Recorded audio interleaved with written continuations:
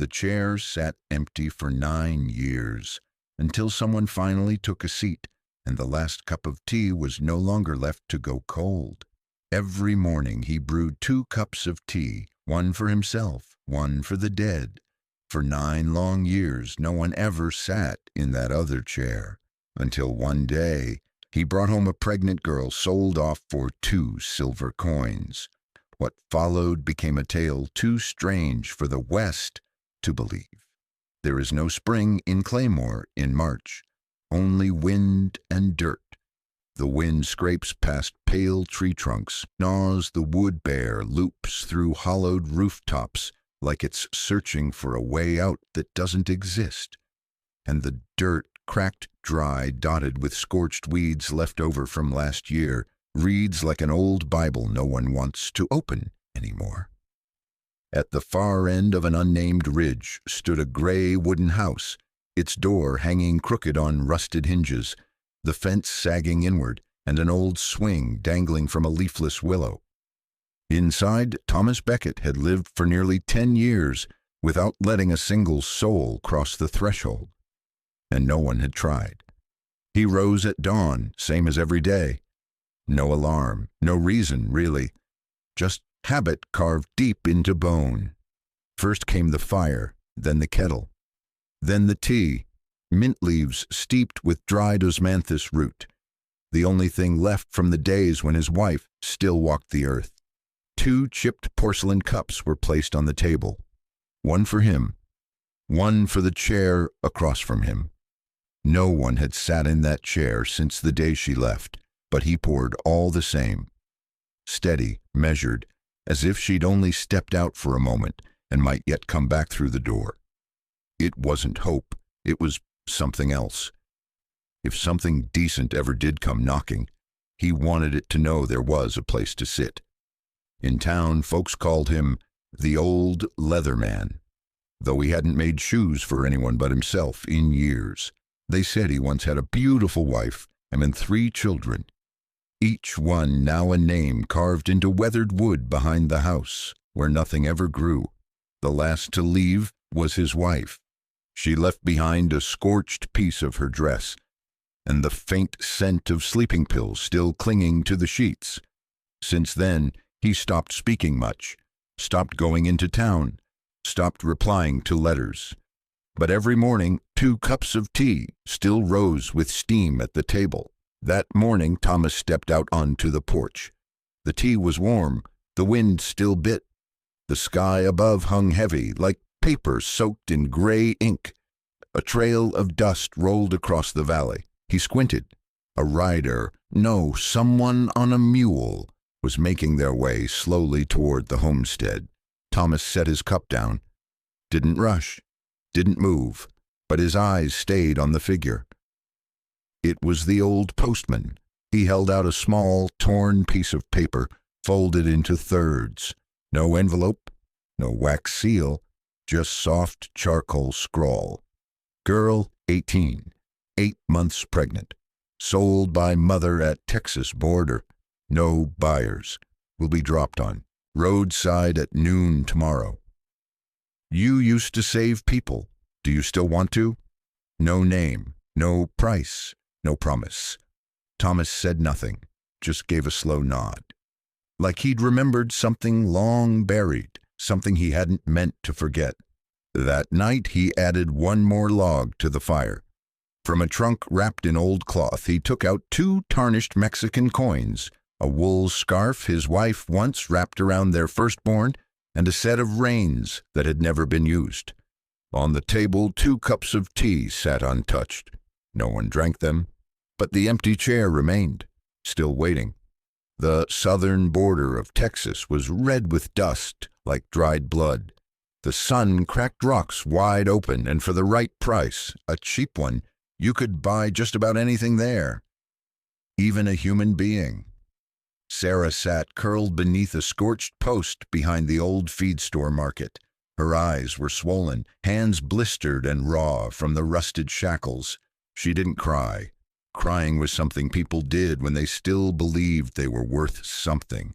The woman who had birthed her Now only mother in her mind, out of mechanical habit, had stood on a rotting wood platform since before dawn. Moss clung to the hem of her dress. She held up a sign, price scrawled in chalk. No one bought, not a single one. Some laughed, some spat. One man asked, "Has she been touched? Still bleeding?" Her mother didn't answer. She just lowered the price. Sarah sat there, belly swollen tight like a sentence that could not be appealed. Her eyes stayed low, as if she herself were the sin that should never have been born. By noon, the depot manager kicked them from the overhang. "Time's up. No buyers? Then drop her." Sarah was shoved behind the feed barn, where the stench of horse dung, gasoline, and sweat hung thick like burnt ash. "Cost me a damn meal, and now she's a nuisance," a woman muttered. Sarah had heard words like that before. Women like her weren't counted. No one cared what she said. No one asked her name. She couldn't remember the last time she thought of it herself. When the sun hung straight above, hooves echoed from the west. A man on a black horse, cloak dusted in ash, rode slow toward the post. He didn't ask for price. Didn't even look her over. He simply reached into his saddlebag, pulled out 2 tarnished silver coins, and held them out to the woman yawning at the post. The woman sneered. "Want to take her home, huh? No refunds." "Don't need any," he said. His voice rasped like wood dragged across stone. Sarah couldn't stand on her own. The woman unlocked her shackles as if untying string from a package. Her hands never touched skin. "Go on," she snapped. He still wasted good coin on trash. Sarah stood. Her legs were numb, like they belonged to someone else. No one looked. No one stopped her. No one said goodbye. She walked like someone who didn't exist, like a ghost stepping down from the meat rail. The man said nothing, just gestured toward the horse, its saddle tight, a folded blanket strapped behind. Sarah climbed up, slow, every movement an ache of body and shame, like being stripped in silence. Her belly bounced with each hoofbeat, each jolt a reminder that inside her was an innocent life no one had asked for, and everyone had tried to throw away. Wind swept through the sun-baked gray fields, threading her hair as if trying to erase the scent of what she had been. She didn't know where she was going. She didn't dare ask, but at least the man hadn't called her cargo, and in the first 4 hours of riding beside him, no one looked at her, like she was a mistake. The old horse trudged up the rocky slope, hooves steady through land where cactus bent in pain from the wind, and stones crumbled like fog slipping from the mountainside.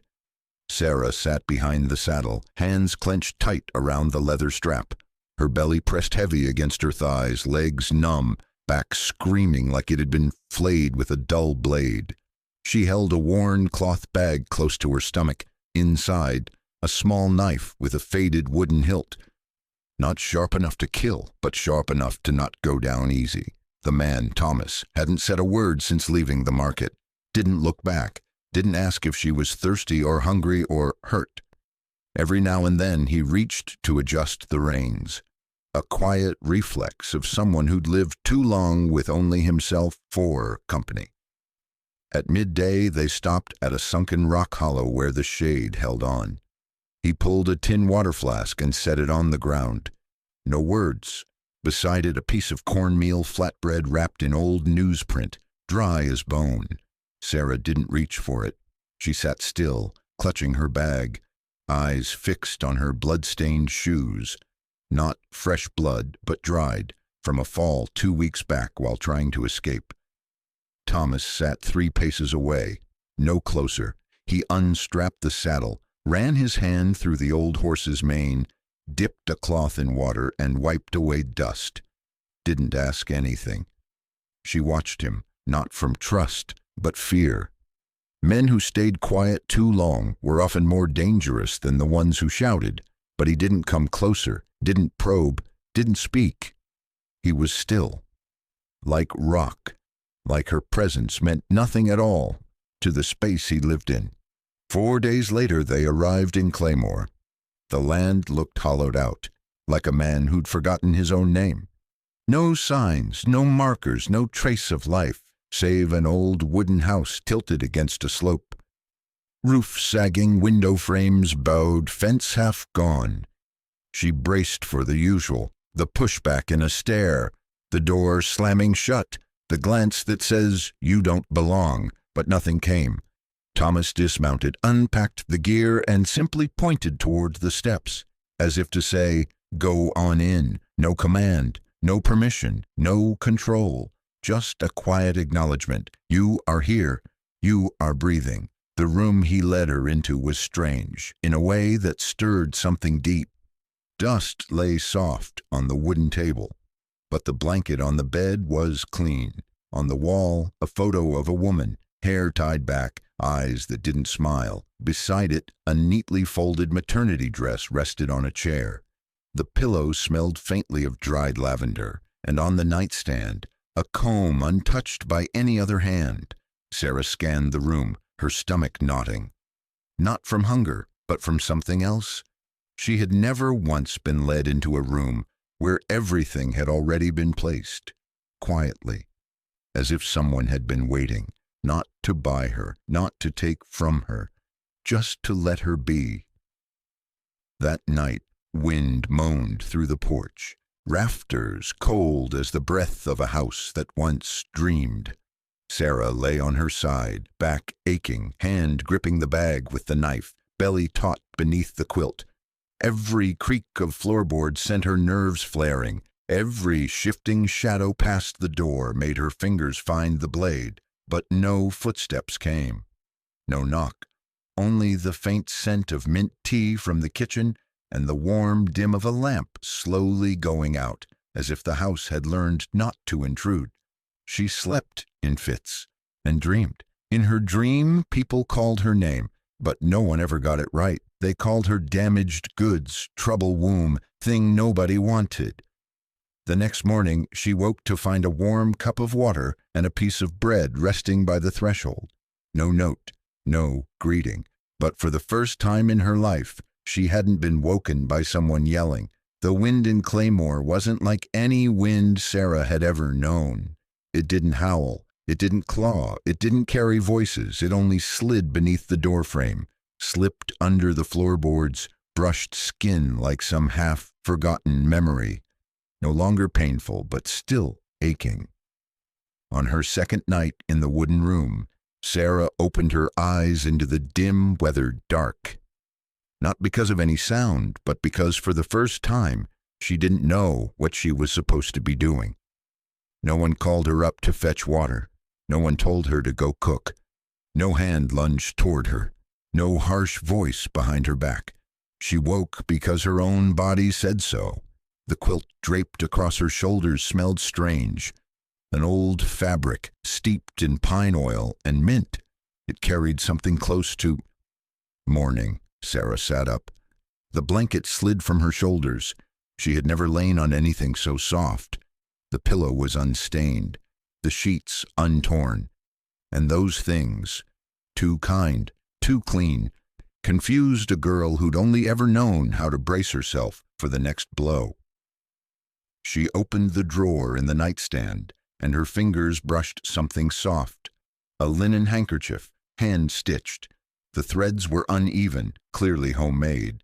In one corner, a single letter was sewn, E. She folded it back, returned it to the drawer as if she'd just touched something more sacred than any invitation.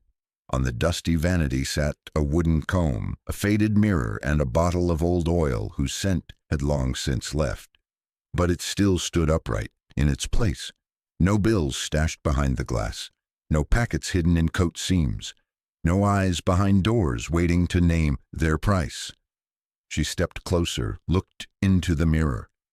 The girl staring back had no name, no place to go, no one waiting. Only a pair of eyes dulled by years of bowing low. But those eyes, slowly, quietly, lifted. Outside, footsteps. Very light.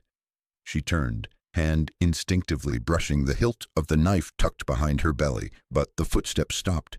No knock came, only the soft sound of a cup placed on wood. She waited. 10 seconds. 20. No one entered. She opened the door a crack. On the porch sat a steaming cup of tea beside a slice of cornbread and a clean folded cloth, just like the one from the drawer.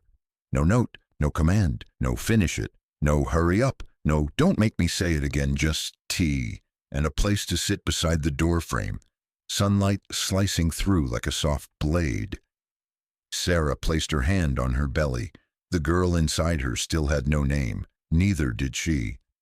But in that one moment on the porch, wind curling through her hair and the sun warming instead of burning, just drying out a little of the chill, she raised the cup. Her hand trembled, not from fear, but because for the first time in her life, someone had left a cup of tea waiting for her. No questions, no price, no debt owed. Time in Claymore wasn't kept by clocks, only by the slant of sunlight through the morning curtain and the soft crackle of firewood in the hearth each night. Sarah began to follow the rhythm of the house, not because anyone told her to, but because it never told her anything at all. She woke when the wind shifted, folded her blanket, went to the kitchen and washed her hands with the warm water already set to boil. She hung clothes on the line behind the porch, stacked firewood by the stove, reorganized the spice jars that had long been out of place in the cupboard. No orders, but everything in the house had a quiet order to it, as if it had once waited for someone to keep it that way, and Sarah didn't want to be the one to undo it. Thomas was rarely seen. He left early, boot prints pressed into dry earth along the porch step. Come evening, he often lingered at the horse shed, longer than he did inside. When he passed her, he gave a small nod, neither lowered nor lofty, just a nod, like one might give to someone else who lived there. No more, no less. Sarah had never been nodded at like that before. The space between them remained 3 paces wide. She kept it that way, not out of hate, but because trust didn't come close. She had learned the hard way. Men who showed kindness often did so just before the cruelty. But Thomas didn't show kindness. He simply did no harm. And for someone who had known harm as routine, that was nearly impossible to believe. One afternoon, while cleaning the kitchen, Sarah opened the cabinet under the sink to look for a rag. Her hand brushed something soft, a bundle wrapped carefully in old newspaper. She pulled it out. A maternity dress, ivory in color, the lace trim yellowed with time, but still carrying the faint scent of mint soap. It was folded neatly, not hidden, not displayed, just kept, like something once worn by someone who'd mattered here, and somehow she didn't feel compared, only continued. That evening she hung the dress on a hook and draped a clean cloth over it, not because she intended to wear it, but because she wanted to preserve something she'd never been given before: respect. Thomas sat outside beneath the eaves, sharpening a plow blade. The lamplight flickered across his weathered face, his hands scarred thick like bark. Sarah watched him from the kitchen window, the same seat he'd claimed for 3 nights now. He didn't turn to look, but neither did he close her out of the frame. She didn't know what the feeling was called, but it wasn't fear, and it wasn't submission. It was being left alone. No one knocked on her door. No one undid what she had folded. No one asked about the child. No one asked who she was. And because of that, for the first time in months, she felt like saying something. She just didn't yet know what voice to use to say it. The changing season came. To Claymore carried, in the musty scent of wet straw and the scratch of feral cats clawing at wood in the night.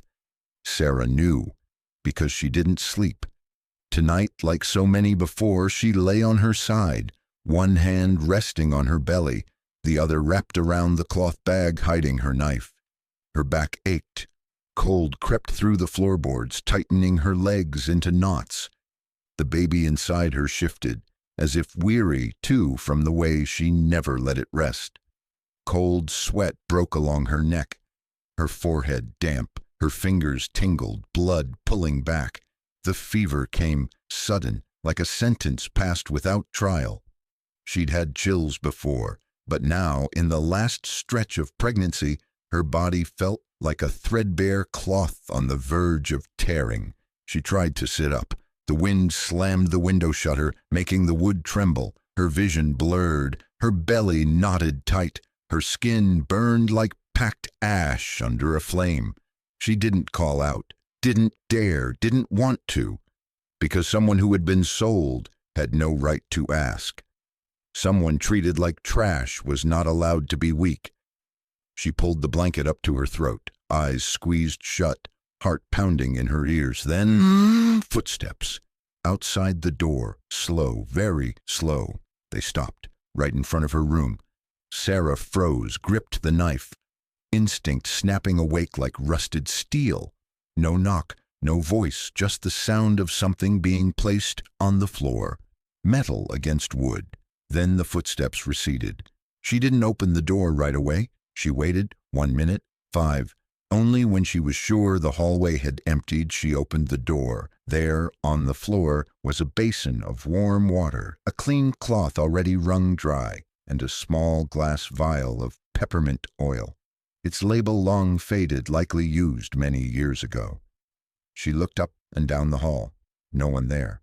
Her hand trembled as she reached for the cloth. Not from fear, but because it was the first time anyone had cared for her, without first looking at her belly, without seeing her as a transaction, without asking anything in return. She sat by the basin, pressed the damp cloth to her face, then gently wiped the back of her neck. The peppermint stung faintly, not harsh, but enough to pull something loose inside her memory. Once, long ago, someone had done this for her. Wiped her brow during a fever, maybe her grandmother, maybe not. She couldn't remember anymore. The next morning was cold, drizzle fine as silver thread drifted through the light. Sarah pulled on a coat and stepped into the kitchen before the sun rose. No one there. Thomas was already out in the fields. She found the cloth he'd left, washed it carefully by hand, hung it out back to dry. When it was ready, she folded it with care and placed it back on the table without a word. Beside it, she laid a single sprig of dried rosemary, the only green one left in the old spice jar. It wasn't a thank you, not exactly. It was something else. A sign that the shell around her had cracked, just a little. That a seam had opened where light might come through. That afternoon, the sky was the color of sifted ash. The clouds hung low over Claymore's ridge. No thunder, no rain.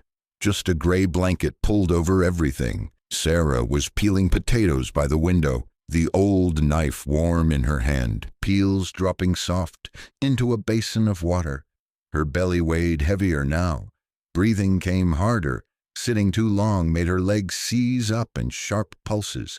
Still she peeled, slow, steady. Then hoofbeats, not Thomas. The sound was sharper, briefer, filthy. Thomas stepped out first. Sarah stayed behind the curtain, her fingers tightened around the paring knife. A reflex that no longer needed thinking. At the gate stood a woman in a tight black dress, arms akimbo, hood shaped like a scythe's edge, mud-caked boots sunk to the ankles. Her voice grated like a dry rag scraping cast iron. "They came for eggs, and to get a look at that little thing you brought home." Sarah stepped back, but from the slit in the curtain, the woman had already seen her. Her eyes slid from Sarah's head down to her belly, like a box cutter slicing cardboard. Then the woman smirked. "Well, Lord, swelled up like a pumpkin at that age? Bet she doesn't even know the daddy's name." Sarah didn't flinch, didn't lower her gaze, didn't run. She just stood there, like a stick driven upright into the wind. Martha stepped closer to the porch, eyes locked on Sarah, then spoke, without looking at Thomas. "What is she? A stray? A favor? What are you doing, Thomas? You disappear for 10 years, then show back up with some no name, no past, no husband girl? Your wife's barely 3 winters in the ground. If she saw this, she'd turn to dust and scatter." Thomas said nothing, didn't snarl, didn't dismiss. He simply stood there, like every word she threw was just rain tapping stone, cold, damp, but never cutting through. Behind the curtain, Sarah wanted to run, wanted to scream, wanted to vanish, but her feet didn't move, maybe because Thomas still stood there, unmoving, not letting anyone step past the porch. The woman thrust out her hand. "I came for the eggs. Let me through before the neighbors start up worse talk." Thomas turned into the kitchen, lifted the basket of washed eggs, held it out. No words. Martha snatched it. Her eyes flicked once more at Sarah, full of scorn, like flinging mud across a doorframe on her way out. Then Thomas placed his hand on the door and closed it. Not slammed, not shoved, just a soft click, final, firm. The house returned to stillness. The stove still crackled gently. Sarah remained by the curtain, the knife slipping silently into the potato basin at some forgotten moment. Thomas stepped back onto the porch. Didn't look at her, didn't explain. He sat, took a piece of scrap wood and began to whittle, blade slicing slow, quiet notes into the grain. Sarah stayed there, no longer behind the curtain. No words, no demands, no blame. But her hand, now resting on her belly, for the first time, wasn't there to shield. It was there to hold. Night fell early that day, no rain, but the clouds pressed low, breaking the light into pale purple shards that washed over the roof. Sarah sat by the window, one hand resting on her belly, eyes fixed on the fields. There was nothing out there, just patches of darkened earth and old fence posts leaning tired into the dusk. But she stared anyway, as if the edge of the sky might hold some kind of answer. Behind her, firewood crackled in the hearth. Thomas was still whittling, a piece of wood, not yet anything at all. She wanted to ask, wanted to say something. "Why didn't you defend me? Why didn't you send me away? Why do you just stay so damn quiet?" But the words stuck, not from fear, but because she'd never had anyone to ask without paying a price. She stood, poured a glass of water, and placed it on the table beside him. Didn't look at him. Didn't wait for thanks. A minute passed, then another. Thomas nudged the glass closer to the edge of his chair. Didn't say a word, just brought it nearer.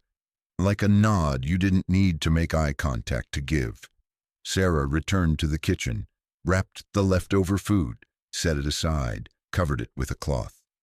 On her way back toward the small room, she paused. Thomas had stopped whittling. He was lifting the glass, took a sip, small, set it down, went back to carving. No words, no sound. But Sarah knew one thing. If he'd meant to cast her off, he'd have done it that afternoon. If she'd been a burden, he wouldn't have pulled the water closer. If he'd seen her the way that woman had, he wouldn't have shut the door so gently. In the dark of the small room, on the hard bed under a patchwork quilt, Sarah couldn't sleep. She didn't cry, didn't replay things, didn't imagine too far ahead. She just lay there quietly, hand on her belly, and whispered, so softly it barely counted as breath, "Mama doesn't know what's going to happen." But today, nobody sent Mama away. That morning the sky had cleared, but the wind still bit cold. Wind off the prairie always smelled of scorched earth, dry, clean, but carried something that stung the eyes if you sat too long on the porch. Sarah woke early. She'd tossed through the night, but she wasn't tired. For the first time in months, she hadn't slept out of fear. No need to guard herself from being sold, dragged off, or woken by shouting. She moved slowly through the kitchen. No one told her what to do. No chore list, No mother's orders, no almost husband haggling her for bridal worth. Just a cold stove, a pile of dry wood, and a coal bed still holding heat. Sarah lit the fire, poured water into a pot, sliced dried onions, washed rice. Her hands were clumsy, but patient. And then she stood watching the flame, bright and red, and felt something inside her settle. From outside, the sound of hooves. Thomas returning from the sheep pens. Sarah didn't wait for him to knock. She poured 2 cups of tea, one for him, one for herself, and placed them on the table, right beside the wooden chair that had sat empty for 9 years. When Thomas stepped inside, he smelled the wood smoke, the faint trace of onions, and the warm mint of the tea. He saw the thin girl standing by the stove, dusting off the cloth on the table. He said nothing, didn't look straight at her. He simply pulled out the chair, and for the first time, sat in the seat, across from the second cup of tea. The chair he hadn't let anyone sit in. The cup he hadn't let anyone fill but himself. He lifted the cup, took a sip, set it down, gently. His hand didn't shake. Sarah didn't look at him. She turned away, but her lips pressed together, half to hide a smile, half afraid the joy might show. Outside, the wind still passed through the willows, but inside that kitchen, something had changed. That afternoon, the wind came from the south, a summer storm rising fast, no heavy clouds, just a violent surge tearing leaves from branches, carrying thunder like a distant threat spoken low by the earth itself. Sarah stepped into the yard to hang the linens, then froze. A sharp pain cut through her belly. She pressed a hand below her navel. Her legs buckled. Her water broke. On the gravel earth a bloom of red spread out, bright as ink, spilled across a white cloth. Thomas was tying posts at the sheep enclosure. He heard the slip of footsteps and the blunt sound of a body hitting hard ground. He turned, fast. Sarah! He didn't wait for her to answer. He ran. Sarah was curled on her side, eyes clamped shut, breathing in quick bursts. Her hand still clutched her belly, but blood had soaked through the fabric, mixing with dirt and water. The wind whipped her hair across her face. Her torn blouse was streaked with mud. Thomas dropped to one knee, arms reaching to lift her, but then hoofbeats. 2 riders, dust gray, horses, faces covered with brown kerchiefs, guns drawn. "You're harboring someone else's property," one of them said, voice cold, no rage, just protocol. The other held out a crumpled paper, a garish red seal bleeding through. "Ownership papers, signed in Border County, girls' unpaid merchandise."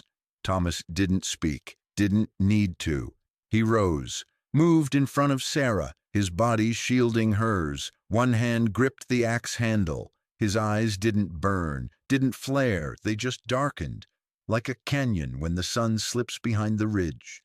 The wind roared.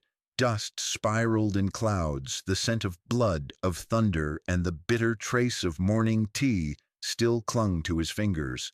Silence. No shots fired. No one stepped forward. Sarah opened her eyes. Her heart thundered in her ears. She knew what was coming, and for once it didn't make her panic. Not like before, because inside her now was more than her own life. She laid a trembling hand on her belly, where the baby still shifted, soft and faint. The wind tore out the flame from the house lamp. A deep crack of thunder followed, and then the world held its breath. Thomas didn't move. The storm surged in behind him, wind flinging sand into his eyes, hair tangled across his forehead. He said nothing to the riders, just stood there, axe in hand, shielding the small body curled behind him. The man in front, the one with the gun, cocked the hammer. A click, barely audible, but to Sarah it echoed like a rifle fired straight into her chest. She lurched up through the pain, crawling with her hands toward the old woodshed. No door, no light, just the smell of rotting lumber and damp straw. She collapsed against a crate of firewood, arms wrapped around her hard, contracting belly. Pain tore through her from the inside out. Sweat poured like rain, hair stuck to her cheeks. She felt blood, hot, disorienting, slipping down her thighs. No one was there, no hand to hold, no voice to guide her, only breath and instinct, and the raw will to keep the child inside her alive. A vilam sakitota ayaget. For a second, white light poured through the cracks in the wood, falling on her face, pale and glistening, but her eyes stayed wide open. Sarah gritted her teeth, braced, clawed her fingers into the dirt. No one was there to catch her, so she caught herself. A contraction twisted through her like a blade. Blood spilled across the straw floor. It felt like being torn in half, but she didn't scream. She wouldn't let those men outside hear her break. Outside, Thomas still hadn't moved. One rider nudged his horse forward a step. Thomas remained stone still. Amid thunder and shadow, he stood like a monument, the axe in his grip, not raised, not lowered, but poised with a message. "You'll have to go through me." Inside the shed, Sarah turned to her side, cheek pressed into earth. She panted, and then a cry, not loud, not complete, but real, a sound, a life, a child born into straw and wind and storm. Outside, the world stilled. The wind fell quiet. Thunder faded into the distance. One rider bowed his head, turned his horse, said nothing. "That's a living soul," Thomas said, voice low and steady, like river stones under current. "Not property." The other rider gave no reply. He turned too, spurred his horse, and rode off into the thinning rain. Thomas didn't watch them go. He let the axe fall to the ground, his fingers trembling just slightly. Then he stepped forward, slow, measured, toward the dark of the shed. The wind inside the shed had stilled. Only the faint hiccuping of a newborn filled the space. Swaddled in bloodied cloth and scattered straw, Sarah sat against the wall, pale as ash, sweat glistening on her brow, her hands still clutching the baby as if someone might come tear it away. Along her cheek, a streak of drying blood hardened into a fine crack, like the root of a tree etched in dust. She heard footsteps, not hurried, not loud, but heavy, certain. A long shadow fell through the doorway. Thomas. He stood there, didn't move forward. His eyes met hers, and in that instant there were no roles, no debts, no explanations. Just two human beings, one who had brought life into the world, and one who had kept a home from falling. Sarah's voice broke the silence, barely more than wind-brushing splinters of old wood. "Did you kill them?" Thomas shook his head. No reason given, just a single weighted shake, heavier than words, as if to say, "You don't have to kill to live like a man." Sarah looked at the child in her arms, then back at him. No sound, no move. By her foot, the rusted knife still lay, the one she had carried since the day she was auctioned off, her last charm of survival. Slowly, without a word, she picked it up. Then she held it out, not in defense, not in fear, but offered it to him. A weathered hand received the blade from a blood-slicked one. It wasn't a weapon passed. It was something quieter, deeper. "I trust you." For the first time. Thomas sat beside her, said nothing. He pulled a clean cloth from his coat, wiped her forehead. Didn't touch skin, only let the fabric rest across his knuckles, then held it where she could lean. The soft oil glow from the lamp he'd brought inside wasn't enough to light the whole shed, but it was enough to see this. The baby had fallen asleep, tiny mouth still wrapped around its own thumb. Sarah exhaled, then closed her eyes. She didn't faint. She wasn't weak. It was just, for the first time in years, she was allowed to be still without fear someone might take advantage. Thomas didn't leave. He stayed seated beside her, the knife still in his hand, not to be used, but as if holding a trust that had just begun to grow. Spring came early that year in Claymore. The snow melted by the end of March, leaving behind damp patches of earth still clinging to morning frost. The willow behind the house had begun to bud. Mercy, the baby born through blood and thunder, was now crawling across the kitchen floor like it belonged to her alone. Her laughter came in short, bright bursts, touching places in the wooden walls where sorrow had once quietly slept. Sarah sat on the porch, sewing a small dress from scraps of old cloth. Her fingers were clumsy, sometimes pricked her own skin, but she didn't stop. A year ago, her hands had only known how to grip a knife. Now they held a needle. She didn't speak of it, but Thomas saw. Out back, he was driving stakes into the soil, setting up a trellis for a new rose bush. The 6th time in his life he'd tried to grow roses. They always died. He always watered them anyway, not because he believed they'd bloom, but because this time someone would see them if they did. Sarah no longer kept a 3-step distance. She didn't laugh loud, didn't talk much, but her eyes no longer stayed downcast. Every time Mercy fell, she went to her, not frantic, not panicked, but steady. She picked the child up, patted her gently, and set her down again, the way Thomas once did with her. No questions, no commands, just presence. One morning, Thomas rose early and brewed tea. Old habit, 1 cup for himself, 1 left near the door, but this time, when he turned around, the kitchen had been swept. A pot of thin porridge simmered on the stove. The leftover firewood had been bundled neatly in twine. Mercy crawled to his boots and tugged on his shirt hem. Thomas lifted her. She sucked her fingers, gazing at him with dark, round eyes, just like her mother's.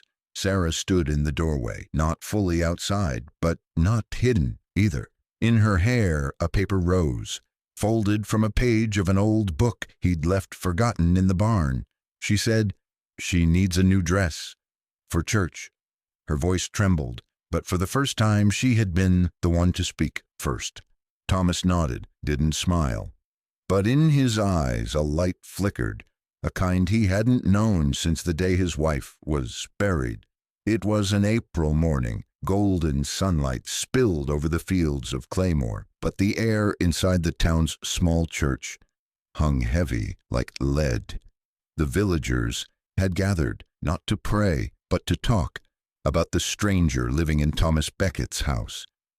Mercy crawled at Sarah's feet, fingers tangled in the frayed hem of her mother's dress.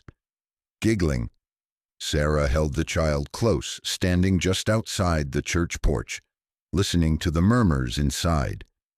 Martha stood at the center of the crowd, her voice sharp as iron. "Thomas, you owe us an answer. Taking in some girl with no name, no kin, keeping her in your house, Claymore doesn't stand for that kind of disorder." A man's voice chimed in. She could be a criminal, or worse. Trouble from the border. Sarah clutched Mercy tighter, her eyes lowered. But she didn't hide. Inside, Thomas rose slowly, one hand resting on the wooden pew, his voice low but clear. "I lost everything, my wife Ellen and our 3 children, to sickness, to hunger, to the cold of this town. I made shoes to feed them, but it was never enough. When I was younger, I used to think saving people could change something, but after they were gone, all I could do was brew tea every morning and wait, hoping maybe one day someone would sit in the empty chair." He paused, his eyes sweeping the crowd. "Sarah is not a stranger. She is the living, and that child is life. If you want them gone, you'll have to send me with them." Silence. No one answered. Martha lowered her eyes, turned, and left. The others drifted out behind her. A few glances still heavy with doubt, but no one dared speak. Sarah remained, Mercy in her arms, and for the first time she didn't feel like something to be measured, priced, or judged. That night, back at the homestead, Thomas sat on the porch, whittling wood. Sarah stepped out with Mercy and placed the child beside him. She said softly, "Thank you for what you said." Thomas nodded. then pointed to the carving in his hand, a small wooden rose. "Ellen liked roses," he said. "She never got to see them bloom, but I think Mercy will." That afternoon, pale gold sunlight spilled across the porch. Wind drifted through the willow fence, lifting a few strands of Sarah's hair, soft as feathers. Thomas laid a thick cloth over the old wooden table. He had done this for 9 years, even when no one sat in the other chair. The chair with the high back, its leg chipped at one corner, stood like an unfinished note in a quiet song. From the doorway, Sarah stepped out, no longer shrinking, no longer unsure. She wore a simple earth-colored dress, not new, not beautiful, but pressed clean and fitted to a body that had come back to life. In her hand, a cup of tea. Not hers, not for herself, but for the man who had brewed tea every morning and waited. She placed the cup in front of the once empty chair, then looked at Thomas and asked a question so small, yet for them it was a kind of homecoming. "Will you drink it?" Thomas nodded. No words needed. He sat down, and Sarah did too, across from him now, no more 3 steps away. Between them sat a cracked wooden table, a pot of warm tea, and 2 people who once had no words, and now needed none. Mercy crawled onto the porch holding a broken piece of chalk in her tiny hand. She drew crooked lines in the dust, then lay down on her stomach and laughed. Above Claymore, sparrows had begun to fly in pairs. The breeze passed through and the cup on the table trembled. It didn't spill. It didn't tip. It just quivered, like something had come back to life. The story ends here. The man no longer brews tea for the dead. The woman is no longer bought and sold. They did not heal each other through words, but through a quiet, steady presence. And at last, the empty chair had someone in it, not to replace, but to continue.